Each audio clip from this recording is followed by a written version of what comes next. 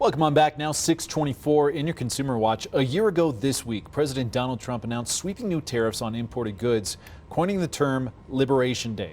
Scripps News Group business and tech correspondent Maura Barrett looks at the impact of those tariffs and how that legal showdown is still playing out. 39%, we're going to charge them 20%. April 2nd, 2025, President Trump announced reciprocal tariffs using his authority under the International Emergency Economic Powers Act, or IEEPA, the first time the emergency law was used to impose tariffs. The president also signed off on a universal 10% baseline tariff. Foreign nations will finally be asked to pay for the privilege of access to our market. Fast forward to February of this year, the Supreme Court ruled IEEPA does not authorize the president to impose tariffs. By then, many companies had warned of higher prices and potential shortages. Not knowing whether or not these tariffs would rise, fall, be nullified, be put in place again. Assistant professor of economics Jonathan Ernest estimates 90 to 95% of tariff costs were passed on to consumers.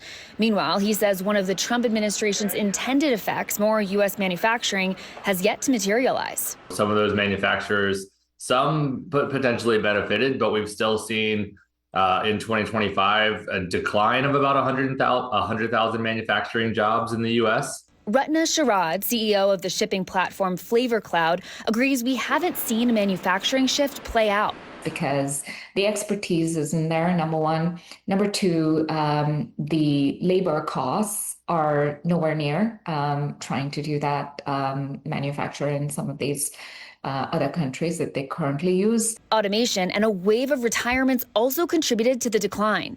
And how about Trump's promise to shrink the trade deficit? Ernest says so far, the opposite has occurred. Those actually grew rather than shrank over the last year, even with all of this tariff activity. After the Supreme Court's ruling, the process of issuing refunds to businesses is taking shape.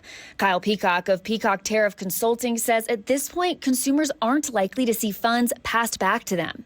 We may see a wave of litigation that comes through from consumers to retailers, but it's at the point where retailers haven't received the funds yet. So even if they were going to pass it back to the consumers, it's this vicious cycle that we're seeing. Maura Barrett, Scripps News Group.